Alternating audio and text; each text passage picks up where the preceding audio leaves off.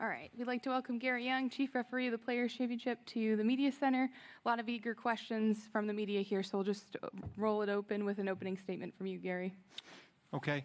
As everyone knows, we have completed play for the day here. We will resume round 2 at 7 a.m. tomorrow morning. We have 11 holes left to play for the final groups. We feel very confident that between them playing the remaining round and the scoring that they need to do at the end, we should be done approximately about 10:10 a.m. That gives us enough time to repair. We'll be going off 2 tees playing in threesomes at approximately 10:40 to 12:40.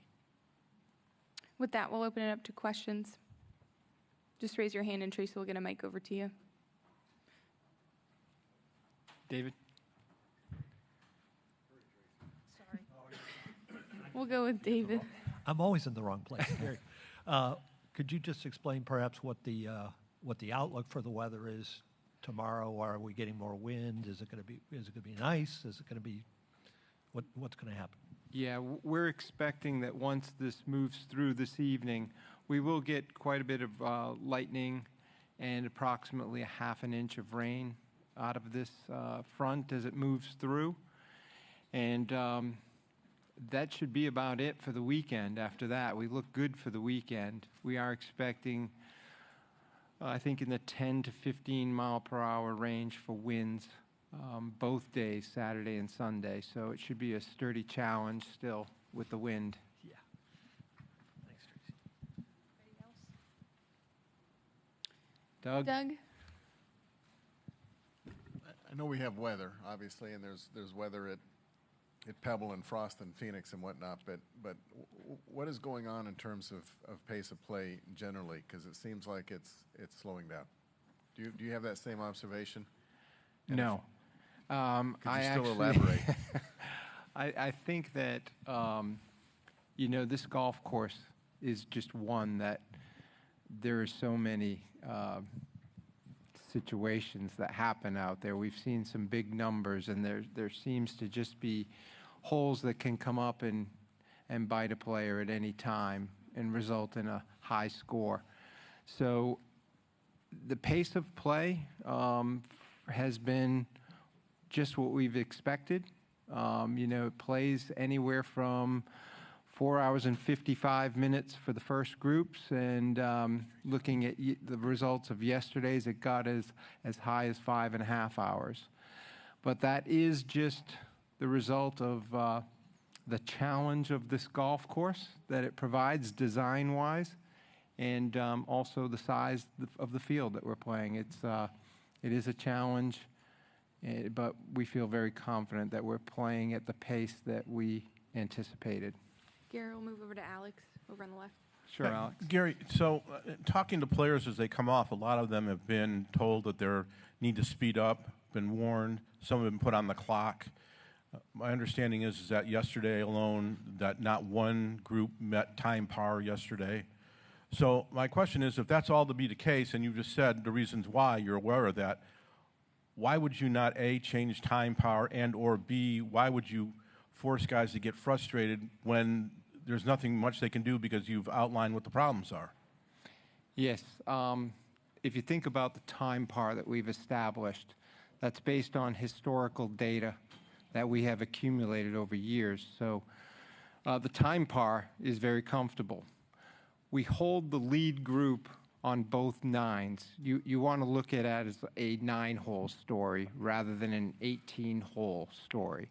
So the lead groups on each 9, we hold them to time par, knowing that we hope that they will play in time par or less.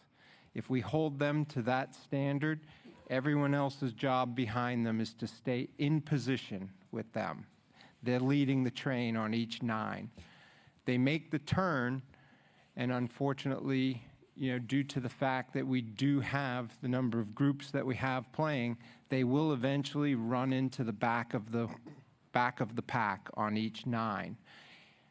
We warn them and we time them to keep the rack tight together.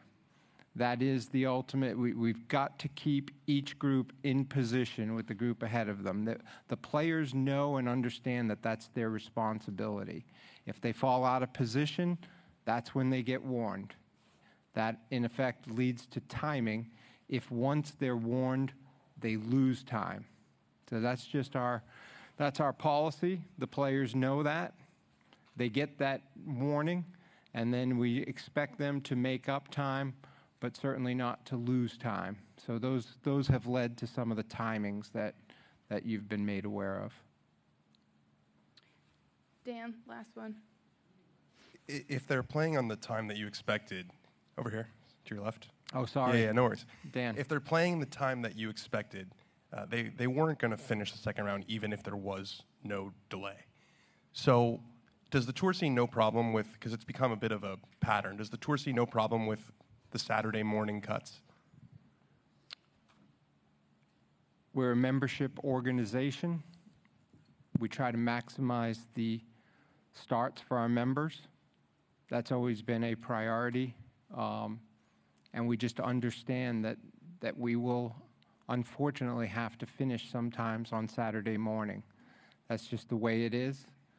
The numbers are the numbers. It's a mathematical equation. You can figure it out. There's just, at times there is too many groups. So we're comfortable with that. And until that changes, we will continue doing that. Any other questions about the weather? If not, we'll wrap up. I just had a quick question about the course setup. I was really curious to see the front pin on 17, which you usually see on Saturday. I'm just curious what the thinking was there. Yeah, so the question was about the front hole location at 17 during the first round.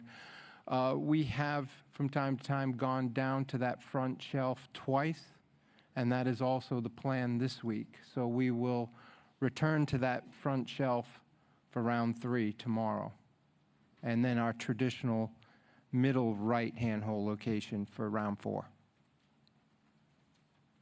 right. Thank you, Gary, for the time. Appreciate it. All right. Thanks, everyone.